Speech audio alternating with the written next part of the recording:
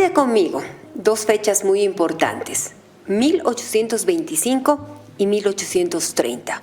¿A qué me refiero? Vamos a hablar de la fundación de la República y la creación de la Universidad Mayor de San Andrés. Es un gusto volver a estar con todos ustedes y, como siempre, con un gran equipo e invitados que ustedes no pueden perderse en Diálogos del Bicentenario. Luis Sempertegui, bienvenido.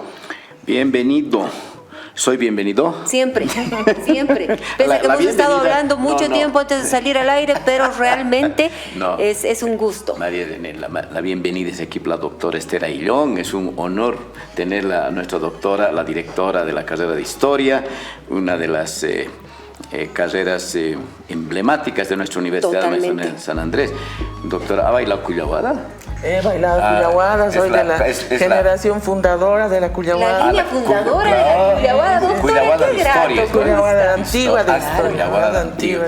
¿Y por qué se llama Cuyahuada antigua? ¿Por qué pues eso? Porque, bueno, hoy en día hay dos Cuyahuas, ¿no? Por ejemplo, la de psicología. La de psicología, por ejemplo, es la moderna, ¿no? Que tiene su propia indumentaria, polleras más cortas, bailan más modernos, digamos. Y la Cuyahuada antigua es la primera, digamos, la que empezó y que tiene una historia muy, muy lejana. Y bueno, también para nuestra carrera, porque nuestra fraternidad se llama Los Verdaderos Amantes del Pergamino. Claro. Y doctora, ¿dónde entra el Guapuri? Que se ha fortalecido mucho si es que hacemos una relación con el folclore y las muestras actuales. Claro, el Guapuri es una figura, ¿no? De la Cuyahuada.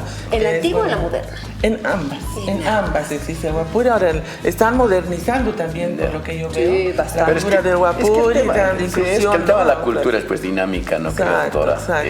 Y va cambiando. Y no hay una fecha, es decir, antigua. ¿Qué? El 1940, el 1940, ¿cuándo es antiguo? O sea, que es un proceso que va cambiando. Es un proceso, sí.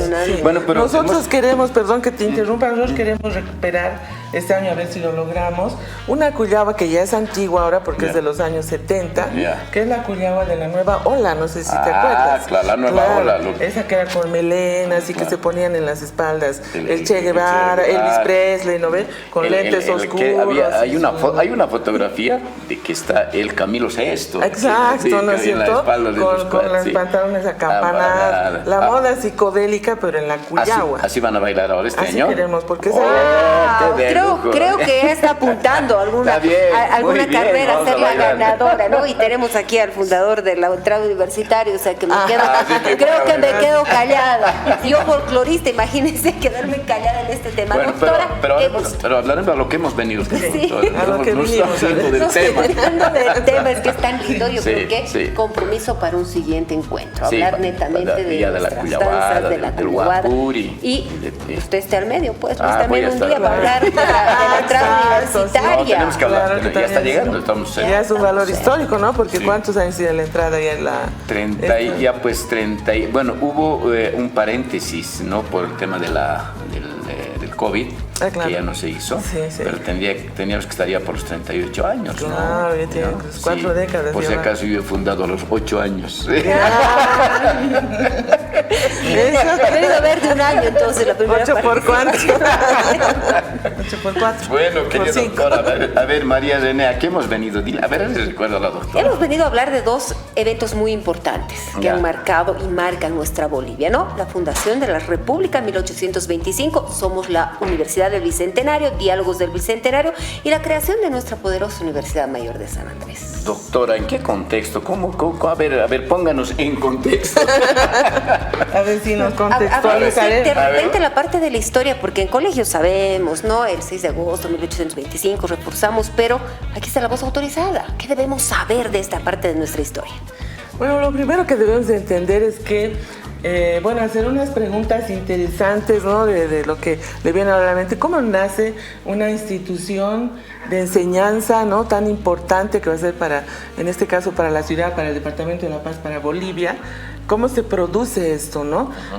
Porque teníamos antes la Universidad San Francisco Javier, que era la universidad colonial fundada en 1624.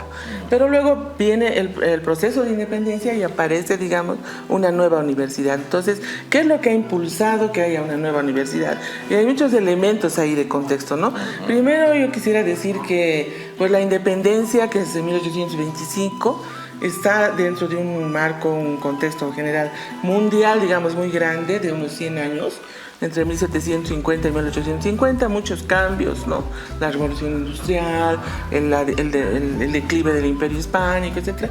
Pero también unos cambios muy importantes en el pensamiento, ¿no? O sea, la revolución industrial va a traer aparejado la necesidad de cambios en las estructuras sociales, económicas, culturales, en la educación y la necesidad de nuevos campos de conocimiento, ¿no? Entonces, ahí viene uno de los contextos más importantes de cómo nacen ahí principalmente la Ilustración, que había sido, ¿no?, durante la Revolución Francesa, pero la Ilustración no solamente es francesa, Ilustración alemana, inglesa, italiana, española, norteamericana, y yo siempre he dicho que aquí también, en América, han habido ilustrados americanos, no solamente europeos que han venido aquí, sino que aquí también se ha hecho una ilustración. Por ejemplo, aquí tenemos a Vicente Pasos Canqui, del que nadie se acuerda mucho, pero que ha sido uno de los grandes. A propósito. Solo hay una calle ahí muy secundaria. Sí, además. A propósito de Vicente Pasos Canqui, en este marco del Bicentenario en el Paranifo tuvimos un encuentro con historiadores y una historiadora argentina habló de Vicente Pasos Canqui. Ah, sí, la escuché, a Pacino. ¿No ve? Susana, creo que Susana, era. sí. Susana, y ella decía que Vicente Pasos Canqui era conocido como un plagiador, ¿es verdad? Bueno, había porque dice que estuvo mucho tiempo en Argentina, Europa, pero dice que plagiaba pues artículos de otros, ¿es verdad eso? Bueno, eso le dicen en un artículo, ¿no? Sí. Desde mucho tiempo. Ya. Pero no es verdad, ¿no? Yo al menos no has creo. encontrado así. No, porque no. ella es historiadora, lo tipifica como un plagiador. Ella mencionó que había esa versión, digamos, de Pasos Canqui, ¿no? Ya. Que había así los plagios de Pasos Canqui, se llama ese artículo. Pero Vicente Pasos Canqui, por ejemplo, que es un mestizo que nace en la provincia de Larecaja. Mira, y otros detalles, tus gauchos son los carajetes, perdón, pero dice que es del Alto Perú. No nombra y le dice, no, ¿y por qué no pone Bolivia? Alguien le dijo ahí. No, es que tengo ese dato, dice. Claro, o sea, en ese tiempo, cuando nace Pasos Canqui, no existía Bolivia, ¿no? Él nace a fines del siglo XVIII. Cuando lo por que eso se es llama, que, entonces, por eso dice que era Alto Perú. Cuando usted, doctora, dice, ha nacido en tal lugar, Ha nacido en Larecaja, pues, en Larecaja, no. sí. Unos dicen que ha nacido en Ilabaya, otros en otro lugar. Pero bueno, el punto es que él estuvo unos años, digamos, en la Universidad del Cusco. Ya. Y él es uno de los fundadores, por ejemplo, de la prensa argentina. Es muy reconocido Pasos Canqui por su contribución a las letras, ¿no? Él era un gran conocedor del Aymara y hace unas traducciones bien importantes, por ejemplo, de la Constitución norteamericana al Aymara, ¿no? Y tiene otros textos también. Y bueno, él hace una travesía intelectual que incluso lo lleva hasta Inglaterra, donde se casa, abandona la sotana, se casa, se vuelve anglicano, trae una imprenta a Buenos Aires, tiene toda una vida. Y por ejemplo, él es una figura de esa época, ¿no? En que la ilustración era muy importante, la confianza en las letras, en el periodismo. Él es fundador del Censor, por ejemplo, un gran periódico de esa época, ¿no? Entonces, en esa época, en Hispanoamérica y en el mundo, la ilustración está en boga. La ilustración, es decir, esa confianza que había en la cultura, en la educación, ¿no? Que la educación iba a formar hombres virtuosos, ¿no? Hombres para el trabajo, ¿no? Y entonces la ilustración está entrando y tiene sus miembros, digamos así, sus seguidores, y mucha de esa enseñanza se está dando en las universidades. Ahora, yo lo que quiero decir como contexto es, los fundadores de la universidad, de la UNSA, van a beber de esa época de la que estoy hablando, de la época de la ilustración, pero también van a beber de las aulas universitarias y de otros lugares del liberalismo, que es otra corriente que está entrando muy fuerte a raíz del impulso de la revolución industrial. De esas cositas vamos a hablar. Pero claro que sí. Entonces aquí la Universidad de Sucre nos lleva casi ¿cuántos años? Del 1624. 200 años, ¿no? ¿Cuántos? A 1830, sí. 200 años. Sí. Y en ese contexto también Cusco tiene mucho que ver para que, digamos, lleguemos a fundar nuestra universidad.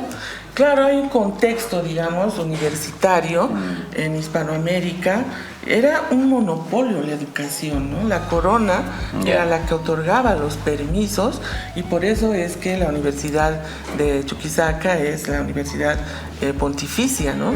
De San Francisco Javier de Chuquisaca. Entonces, había un contexto en el cual también había el referente en España, que era fundamentalmente la Universidad de Salamanca. Toda nuestra estructura, digamos, que está muy bien analizada por José María Salinas, pero no apunta a decir que nuestro sistema universitario nació bajo lo que era el sistema de la Universidad de Salamanca, que era el modelo, digamos, que regía en América Española, ¿no? Entonces, bueno, esto primero quería decir yo como contexto, que va a haber un debate entre ilustrados y liberales, que se va a reproducir en las bases, en la fundación de la UMS. A ver, profundizaremos, pues, doctora, qué interesante. Una revolución industrial que da pie a todo ello y de impulsar una nueva universidad, la segunda en nuestro territorio, y hablemos de nuestra UMSA. Hablemos de nuestra UMSA.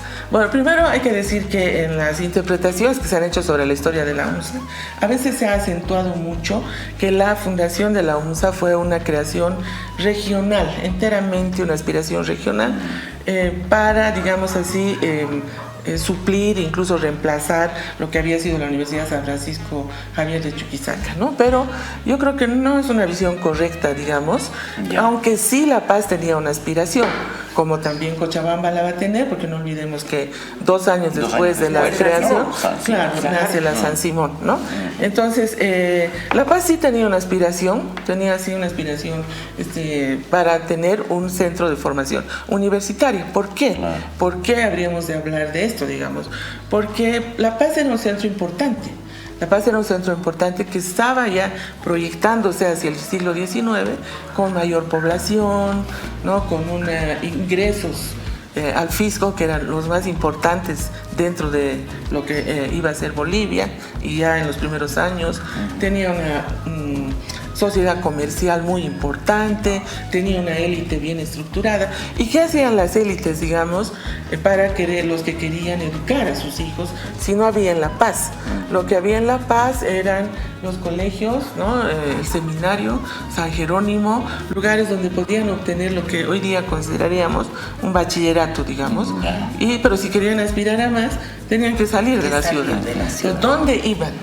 ¿Dónde iban? Claro. ¿No? Entonces iban la mayor parte a Chuquisaca, ¿no? A San Francisco Javier, que pues era ya una ciudad universitaria.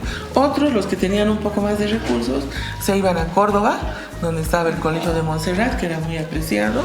Otros se iban al Cusco, pero no tanto. En la historia de la UMSA no está la Universidad del Cusco, la San Antonio Abad del Cusco, que era la universidad donde se formaban indígenas y mestizos.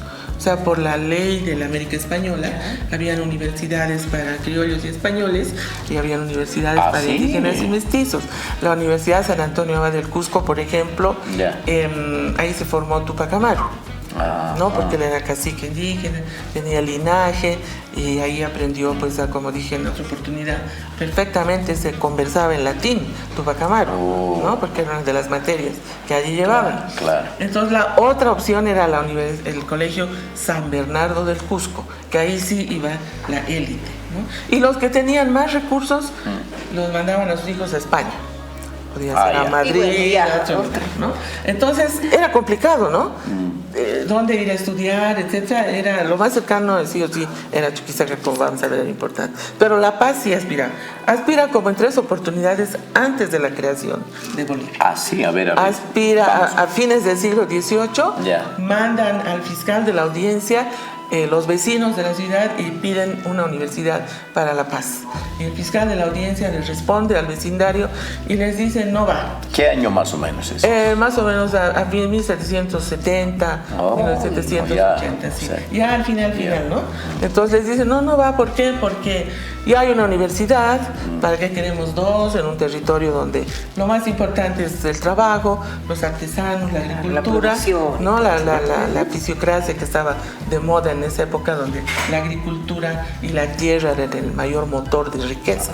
Entonces dijeron, no, más educado tranqui nomás, queremos. tranqui nomás. Tranquis no va. Entonces ese fue el primer intento. 700. Segundo intento.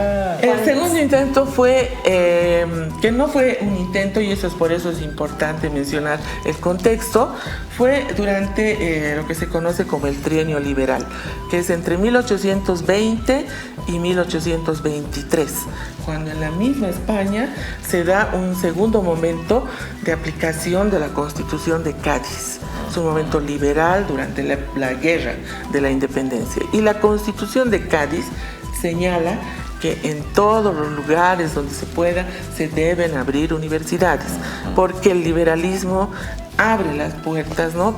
Su fundamento es la libertad de pensamiento, la libertad de opinión, y en eso la educación tiene que ser un elemento que se forje, y entonces los que quieran fundar universidades y puedan, que lo hagan. Y se hacen algunos decretos, pero no se llega tampoco a concretar. Y aquí entiendo el por qué no era un intento, decía la doctora. ¿No? Porque yo pregunto, el segundo intento no era un intento, porque ya fue, digamos, como pero sí que había una puerta abierta, ¿no? El cimiento. Claro, del cimiento. O sea, también hubo esa posibilidad. La tercera es más clara. Esa sí fue un intento. Un intento y un invento, le estoy diciendo. La tercera fue por el mariscal Sucre. Después de la batalla de Ayacucho, ¿no? En diciembre del 24, tenemos 1825, la Asamblea Deliberante, y ahí tenemos un espacio de 8 meses, ¿verdad? Tenemos de enero, en que ingresa por el desaguadero, y hasta el 25, donde se hace la declaración de la independencia. Son 8 meses en los que el mariscal Sucre ya ha ingresado a nuestro territorio, pero no hay una república fundada. Todavía. Pero él ejecuta actos de gobierno. Sí, claro, sin ser república todavía. Sin ser república. ¿Por qué? Porque cuando ingresa el ejército libertador, ingresa con un ejército triunfante, ¿no? Y entonces tiene que hacerse cargo, digamos, del territorio del Alto Perú, digamos, que está todavía por deliberar su suerte, porque ese es el decreto que él promulga, ¿no? Llamando a los diputados para que organicen una asamblea deliberante, o sea, donde deliberen si quieren ser del Río de la Plata, o quieren ser del Perú, o quieren ser libres. ¿Y eso hace antes de 1825? Antes de agosto de 1825. Solamente convoca. ¿No? Claro, de enero a agosto son 8 meses. Pero además tiene otros actos de gobierno, bastantes actos de gobierno, donde da decretos que va organizando a los cabildos de las ciudades. ¿Y en ese tiempo es cuando los tarijeños les dicen dónde quieren pertenecer o no? ¿O es después? Después, porque Tarija no asiste a la deliberante. Porque estaba, lo que pasa es que en 1804... Los tarijeños tarde, digamos. Llegan tarde. Sí, eso no dije ya, lo dijo Luis. Ya vamos entendiendo algunas cosas también, ¿no? Antes de continuar, saludemos a quienes nos ven también en Estados Unidos, ¿le parece? Pues sí, claro que Bolivia, sí. tierra querida, Henry Llanos, un cariño inmenso también. Carmen Osorio, por favor, doctora, el saludo a toda nuestra comunidad. Claro, siempre nos alegra, ¿no? Sí, siempre estar en contacto con nuestros compatriotas, con Henry Llanos, con Carmen Osorio, y a través de ellos con la comunidad boliviana, y quizá otros, ¿no? Hispanos y gente interesada en escuchar la historia de Bolivia y de la UNSA. Sí, de la UNSA, sí, está bonito. Entonces, querida doctora, bueno, ya pasando lo de los chapacos. Yo soy tarijeña porque debería saludar. Llegué tarde al saludo. Y no soy tarijeña. Continúen, por favor. Bueno, entonces el intento fue del mariscal Sucre, que él en uno de sus decretos para el Cabildo de La Paz les señala y les dice que se organice una universidad en La Paz.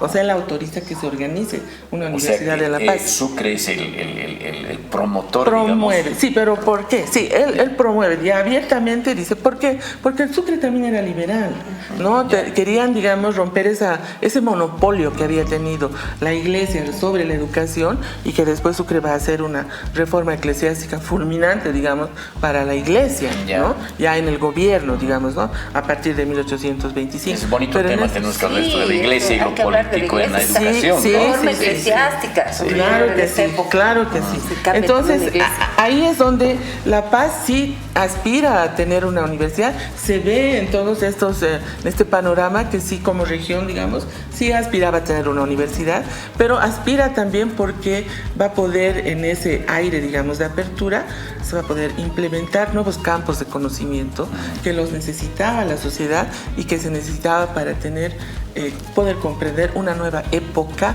que era la que se vivía, ¿no? En realidad, la UNSA va a ser en una muy naciente, en una Bolivia niña, ¿no? Que va a nacer cuando tenía apenas 5 años, claro. ¿no?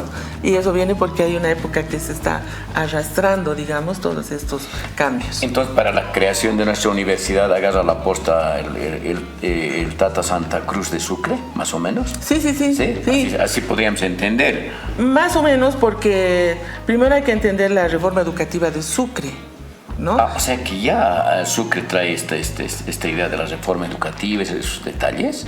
Esto estaba muy en boga, claro que sí, estábamos no solamente... Lo que pasa es que nosotros entendemos la historia de nuestra universidad y todo a partir del Tata Santa Cruz. Sí. O sea, y Sucre un poco, qué bonito que no está... Es que tiene ¿no? otras luces, Sí, ¿no? sí, Vuelvo otras a cosas, reiterar, sí, y voy a ir sí. años atrás en colegio, ¿no? Te marcan tanto las etapas que de repente estos detalles Sí. tan lindos y que debemos conocer como buenos bolivianos. Claro, porque la historia son procesos, ¿no? Claro, No son procesos solo marcados, personajes. periodos, te marcan acá empieza el tanto. Sí, claro. sí. Pero en la segunda parte podemos hablar esto de la iglesia y lo De la iglesia y la el universidad. tema político, digamos, ¿no ve? Así Porque es. así es, ya se va cruzando, porque en los primeros rectores que son ahora, esas veces eran cancelarios, ¿no? Los cancelarios. Manuel Gregorio Indaburo, creo que José Manuel. José Manuel es, ¿no? El José Manuel Indaburo, sí. Primero, ¿no? Así es. De eso, pero lo dejaremos para la segunda parte, ¿qué le parece? Sí, claro Pero que sí.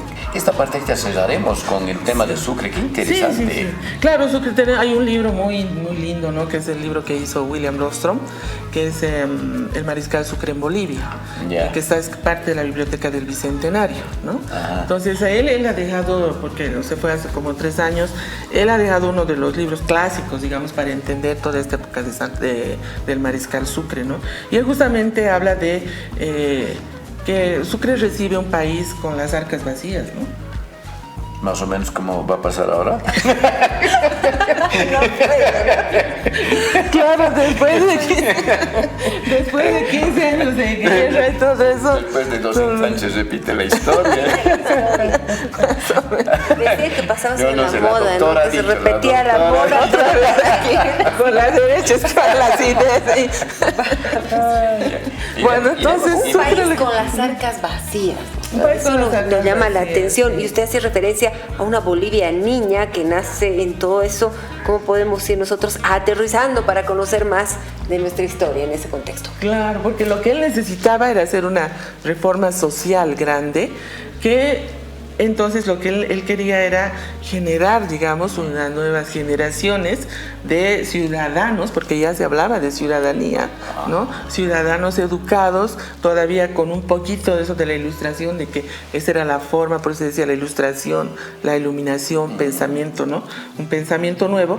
Entonces él hace una reforma educativa, pero para hacer la reforma educativa necesitaba recursos, porque tenía que haber establecimientos educativos, profesores, ¿no? Una nueva una currícula, crea una Dirección Nacional de Educación, todo un sistema O sea, que educativo. todo esto antes de ser república. No, eso Uy, ya con ya. cuando él es gobierno. Cuando ya es gobierno. Cuando ya es gobierno. O sea, que él empieza antes, se posesiona y continúa. Exacto, o Así. sea, va con la Asamblea Deliberante. Cuando se hace la Asamblea Deliberante, el Mariscal Sucre y todo el ejército colombiano deciden irse a Cochabamba. Salen de La Plata, de Potosí, y se van a acampar a Cochabamba. ¿Por qué? Porque dicen que ellos con un ejército, para mí es un ejército garantista, aunque otros dicen que es de ocupación, para mí no. Es un ejército que garantiza, en ese sentido, garantista, es un ejército que garantiza que sus ciudadanos puedan deliberar y definir su futuro. pero ellos garantizan, digamos, por las armas, que haya un orden y que hasta que se establezca un gobierno que ya no es el español, es esa transición la que él garantiza.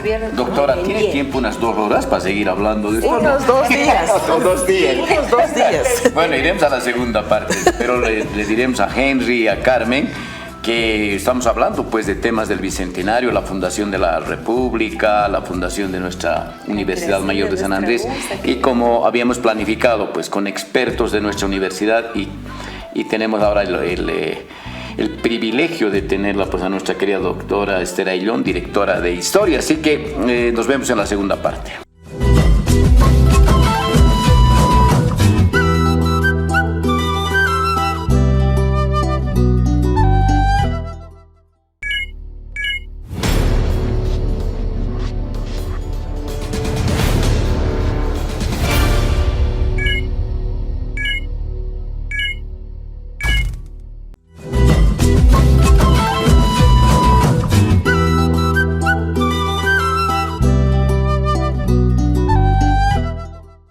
Bueno, María René, Luis, ¿qué les parece si seguimos hablando? Trataré de ir más rápido porque estoy en el punto 4 y muy son rápido 20. pasa, pero antes brindaremos para que nos vaya bien en la segunda parte. Para que nos alcance el tiempo.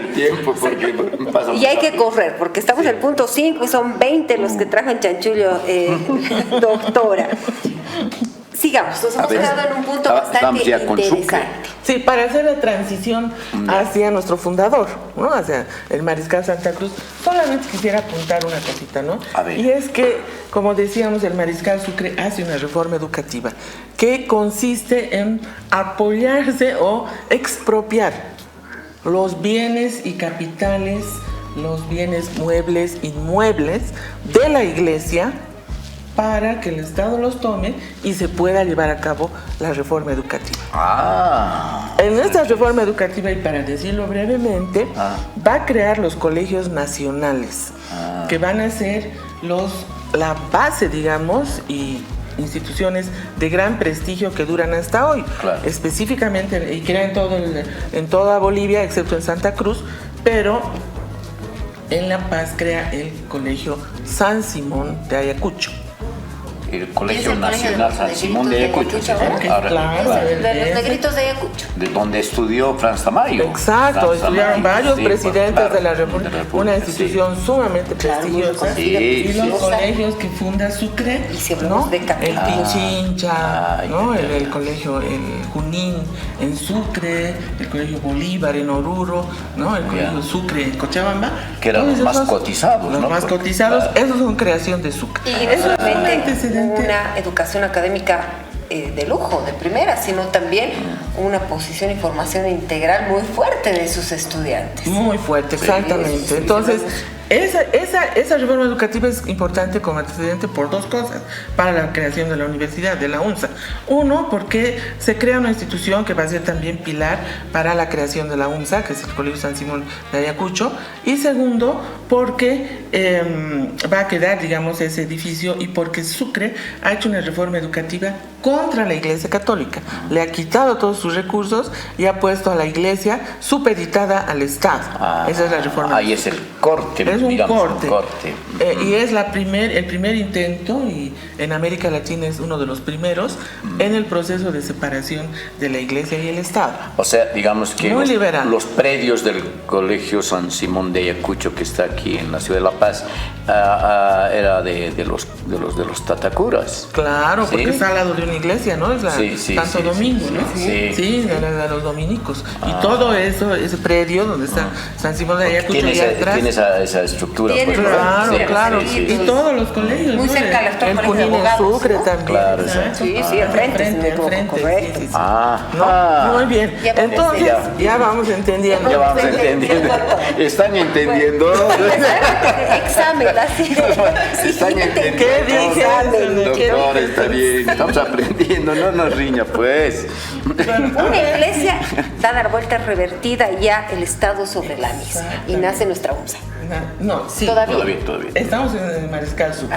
Bueno, luego ya, viene la caída de Sucre y viene el Mariscal Andrés de Santa Cruz. Ahora sí entramos, porque sin ese contexto no podemos entender. Ahora sí entramos a la fundación de la UNSA.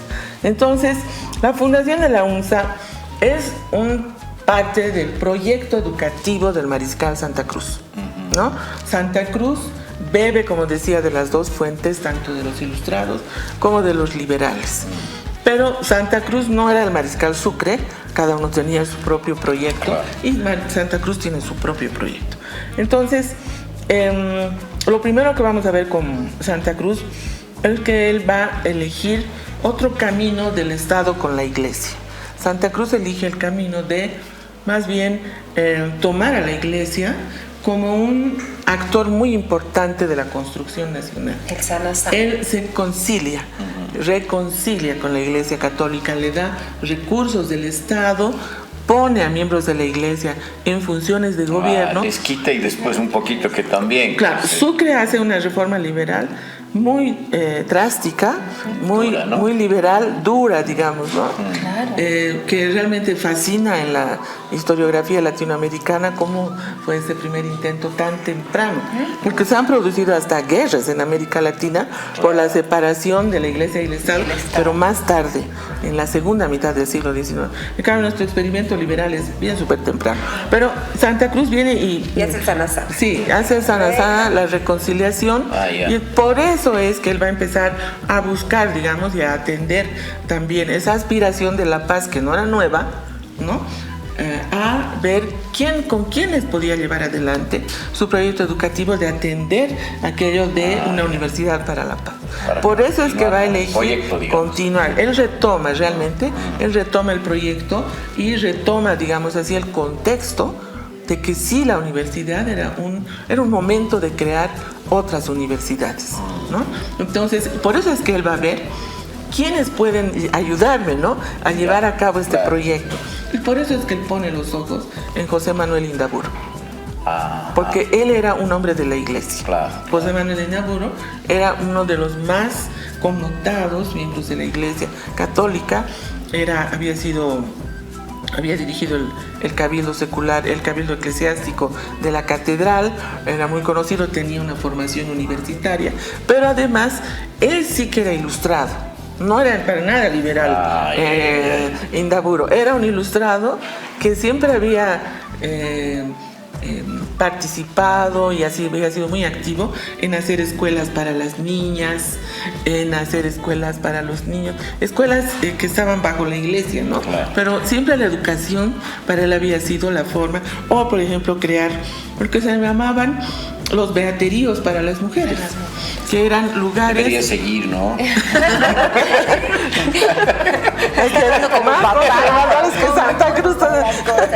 Y aquí empieza ya y toca algo tan interesante, doctora, no sé si lo hablamos ahora más adelante, del rol de la mujer, y se empieza a dar cierto protagonismo a una mujer que de repente antes era vista de otra manera, ¿no? Porque la historia nos dice muy patriarcal, muy machista, voy a utilizar este término, y yo quiero, terminando esto, hablar del rol de la mujer en la historia desde la fundación de Bolivia y en la historia de nuestra universidad.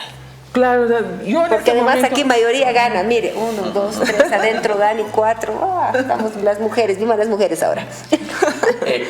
Yo en este momento señalaría más bien, bueno, aparte de esto de que Santa Cruz tenía para toda la sociedad, ¿no? Sí. Al final voy a hacer un apunte sobre la... Perfecto. Bueno, entonces, ahora sí, crea y organiza un grupo, y ahí es donde hay la confusión, ¿no?, sobre realmente cuál es la fecha, ¿no? Eso es un... Entonces, hay un decreto supremo, ¿no?, del 25 de octubre de 1830, por el cual se crea una universidad menor. Hay también el del 30 de noviembre de 1830, que es el acta de fundación. La que festejamos. Claro.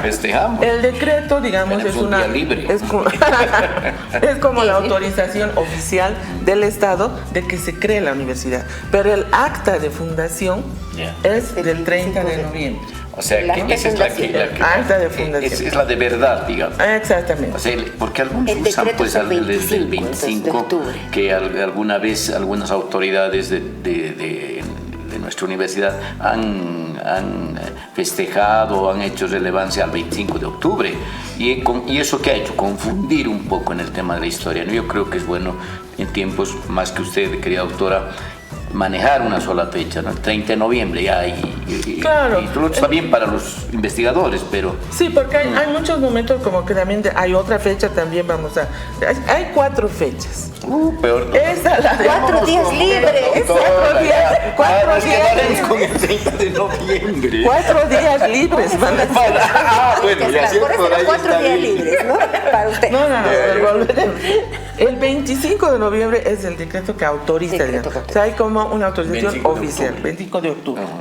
El 30 de noviembre es el acta de acta. fundación. Ya, es el acta. Esa acta es pues, el certificado De nacimiento. de nacimiento, Ah, ya, listo. que es el documento que está resguardado en la caja fuerte de la Biblioteca Sí, Central. pues, sí. El original. Y vamos que a estamos sacar en para, los libros. Claro. la larga noche de museos. Exacto. Que ya está pronta, ¿no? Luego está cuando se eleva la universidad de universidad menor a mayor. universidad mayor, ¿no? Que es una ley del 13 de agosto del 1831.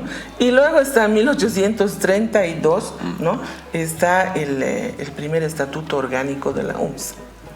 Que también es muy importante, Claro. y también a eso me voy a referir. Entonces, esto de las fechas de fundación, yo creo que el acta, creo que realmente le da vida, digamos, Claro. porque las Como otras son, feliz. claro, Sí. porque como esta es una institución, y eso es bien importante, y yo creo que por eso algunas personas han querido relevar las otras fechas, porque esa es otra cosa que hace el Mariscal Santa Cruz. Crea una universidad nacional, en el sentido del Estado. Ay. No es porque habían colegios privados, habían particulares, digamos, pero Sucre ya había colocado el cimiento del Colegio San Simón de Ayacucho.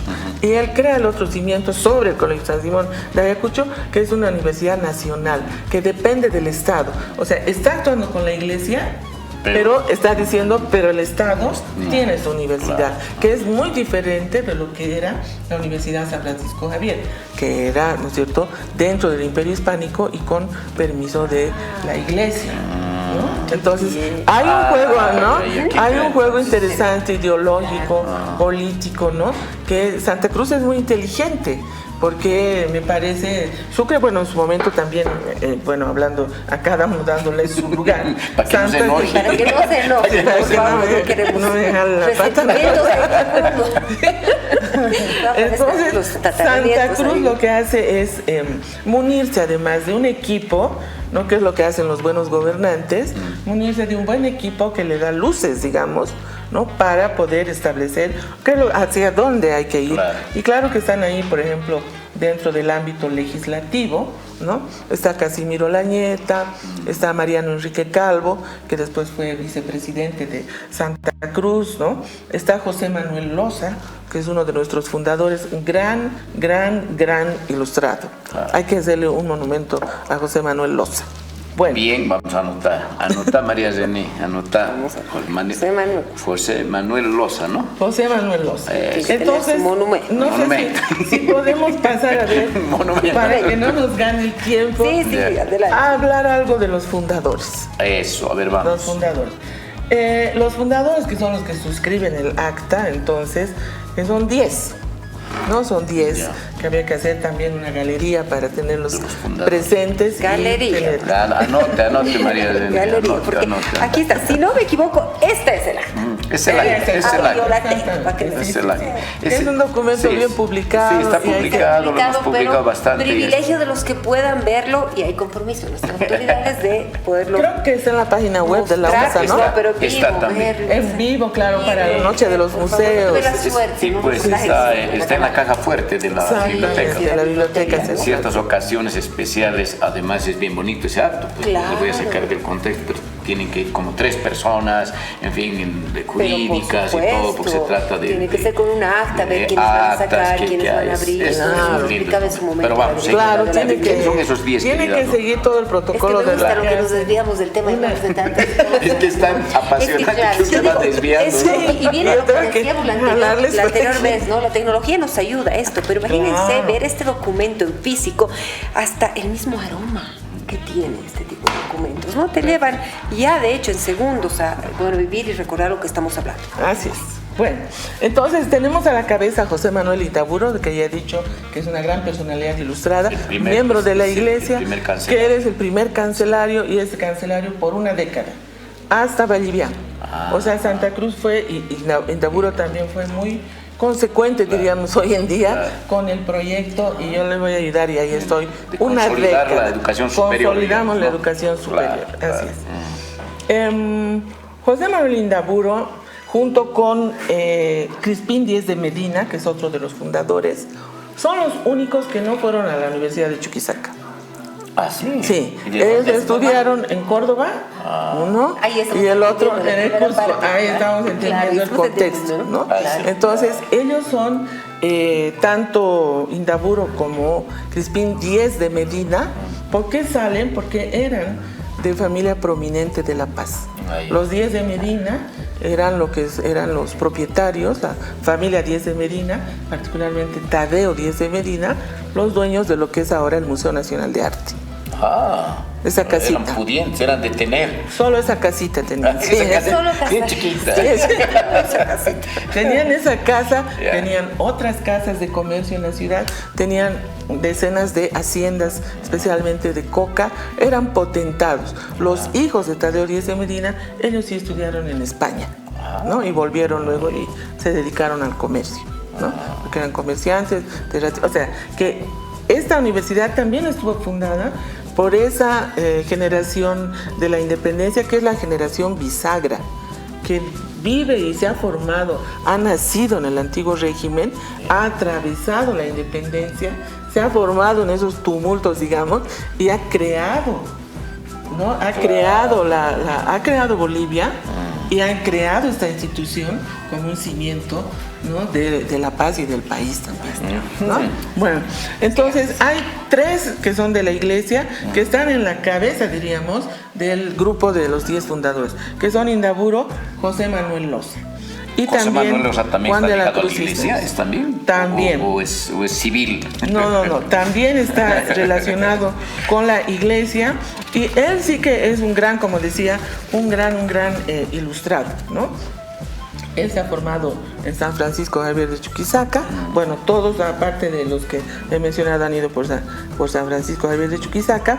Y él ha tenido participación como munícipe, diríamos hoy día, como concejal, ¿no? Ha sido también un gran promotor de la prensa, ha fundado varios periódicos, es uno de los fundadores del Iris de la Paz.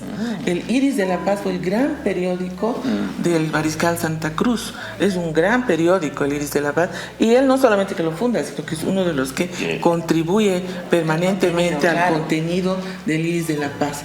Él sí que es un ilustrado, conocía muy bien, escribía mucho y era muy activo en lo que en ese tiempo se conformaban las sociedades de pensamiento, las sociedades de lectura, las sociedades literarias que se crean en cada departamento, y él era un promotor. Es un gran ilustrado, José Manuel Loza, que realmente merece un gran reconocimiento, ¿no? Está anotado, querido. Ya está anotado. Sí. Y Juan de la Cruz Cisneros, que más o menos lo propio. Quisiera hablar, bueno, los otros son Manuel José de Asís, no voy a tener tiempo de hablar de todos ellos. Eusebio Gutiérrez es interesante porque él ha participado con Crispín Díez de Medina, sí, han sido exiliados durante la Guerra de la Independencia, y ahí han recogido del liberalismo. Han sido exiliados porque en todos estos tumultos que hay y en las lealtades, ellos se han adherido al liberalismo y a los ideales del Río de la Plata. Entonces, cuando son derrotados los ejércitos del Río de la Plata, ellos retroceden y se van hasta la Argentina, hasta Buenos Aires, y luego a Montevideo. En Montevideo había un grupo de exiliados del Alto Perú muy importante, de ahí nos llega la imprenta, por ejemplo, a Bolivia, de ese grupo de exiliados. Entonces ahí en Buenos Aires están bebiendo el liberalismo directo de la corriente inglesa. Y entonces ellos están ahí y luego vuelven y forman parte de la UNSA. También el liberalismo local, digamos, está presente en ellos, ¿no? Y va a ser muy importante entonces la participación. Eusebio Gutiérrez también va a ser electo como diputado a la Asamblea Deliberante de 1825. Es uno de los que firma el Acta de la Independencia. Entonces, ¿no? los políticos de antes eran cualificados, ¿no, querida doctora? O sea, tenías que ser, digamos, ¿qué se dice, pues, doctora?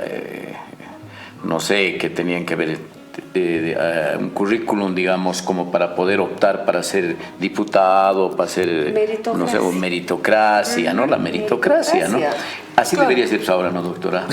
Bueno, no tan así. Bueno, en ese tiempo era algo más que eso porque eran los ciudadanos de la llamada ciudadanía censitaria, ¿no? ¿Ciudadanía? Censitaria, claro. Es decir, que había que tener ciertos dones, formación privilegiada, como tú dices, recursos, ingresos, una renta determinada para poder ser considerado ciudadano elegible. Entonces, Eusebio Gutiérrez va a la Deliberante, está como diputado por La Paz y es uno de los que va a votar porque son 47 en la Asamblea Deliberante y 45 votan por la independencia, excepto 2 paceños que votan por adherirse o anexarse o pertenecer al Perú, al antiguo virreinato del Perú. Uno de ellos es Eusebio Gutiérrez. Paceños. ¿Y a ese le hacemos un monumento o no? Porque está en el o sea, otro lado. para mí es parte de esa generación bisagra, como digo, porque también los exiliados, nuestros exiliados de la Guerra de la Independencia, también son fundadores de la UNSA. Claro. Son los que han sufrido persecución, digamos, durante la Guerra de la Independencia. Les quitaban todo, ¿no? Iban exiliados y al día siguiente ya era de otro la casa, los bienes, y todo, ¿no? Ordenaban en la calle, digamos, ¿no? Y bueno, entonces yo creo que hasta ahí podemos ver lo de los fundadores, ¿no? Porque si no, otra media hora podríamos estar hablando. Otro programa. Pero lo último que yo quisiera mencionar es algo también importante, que no está, por ejemplo, en José María Salinas. José María Salinas tiene un muy buen libro, ¿no? Que tuvo 2 ediciones.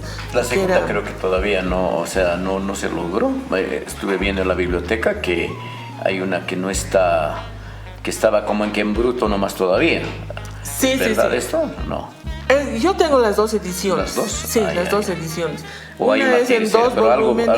Hay una parte que sí que está inédita. Inédita, ¿no? exacto. Sí, pero la primera está publicada en 2 tomos, ya. La que yo tengo, y la segunda es un solo tomo, el blanco, ¿no? Pero es un buen trabajo el de Salinas, sí. En el sentido de haber recogido datos, ¿no? Él trabajó se ve que ha trabajado con el archivo José Rosendo Gutiérrez, que está en la Biblioteca Central. Él ha visto toda esa documentación y, bueno, tenía el apoyo del rector Héctor Ormachea, muy importante, ¿no? Pero bueno, pero él no ha incorporado a una otra línea, y que es lo último que me quisiera referir, sí. Del liberalismo que viene de afuera.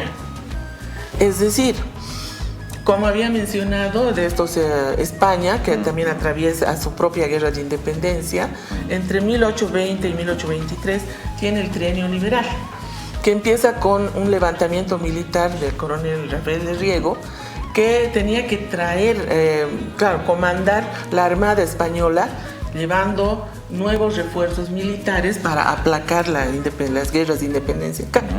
Pero entonces surgen los problemas en España y, como dice un autor, Manuel Chus, que conoce mucho de esto en España, dice, el coronel dijo, no, o sea, no voy a partir, porque nos están llevando a una guerra que está perdida. Doctora, sírvase. Vamos a llorar la historia. La historia es terrible. Sí. Bueno, pero aquí una apasionada de la historia. Una apasionada, sí. Todo lo que quiero decir es que él da lugar a ese trienio liberal, es decir, que hace otra vez caer la monarquía en España y los liberales toman el poder en España durante 3 años. Entonces, tomando el gobierno a través de una monarquía a la que obligan a jurar la Constitución de Cádiz, que es una constitución liberal, mandan los mensajes a toda América Española diciéndoles, ahora somos constitucionales y estamos bajo la Constitución de Cádiz. Entonces, el 23 nuevamente se da la vuelta a la política en España y es derrotado el trienio liberal, termina. Y toda esa generación que ha gobernado en España con el liberalismo sale al exilio, salen principalmente a Londres, donde existía un grupo de exiliados famosos de los españoles. En esos años, que son los años fundacionales de Chile, de Colombia, de lo que es el Río de la Plata, también de Bolivia, estaban ahí funcionarios, presidentes de lo que era América Latina, buscando en Londres contactos, diplomacia, recursos, financiamiento para organizar los nuevos países, y entran en contacto estas generaciones. Entran en contacto los liberales españoles exiliados con los presidentes y los funcionarios de gobierno. Y entonces a muchos exiliados españoles los invitan a América para que les ayuden a construir las naciones. Y dos de ellos van a ir a dar a Chile, donde el mariscal Santa Cruz era diplomático por el Perú en ese momento, antes de que haya la creación de Bolivia. Como diría el papir, Chenco total. Chenco total. Lo último que quiero decir es que ahí conoce a estos dos liberales españoles que son José Joaquín de Mora y José Pasamano. Y cuando Santa Cruz está en el gobierno, los invita a que vengan a Bolivia y lo acompañen para hacer su innovación educativa. Y llegan estos dos españoles, que son dos grandes españoles catedráticos, formados en la prensa, en las luchas políticas y liberales hasta el tuétano, ¿no? Y también son fundadores de la UNS. Liberales hasta el tuétano. Doctora querida, siempre acaban los programas, ¿no ves? En televisión siempre han dicho que el tiempo es corto, que el tiempo es corto. Pero realmente tu doctora es corto. Con semejante pasión que nos cuenta la doctora. ¿Cómo la traduce? 5 minutos. La cuenta. Sí. No, yo les doctora, agradezco.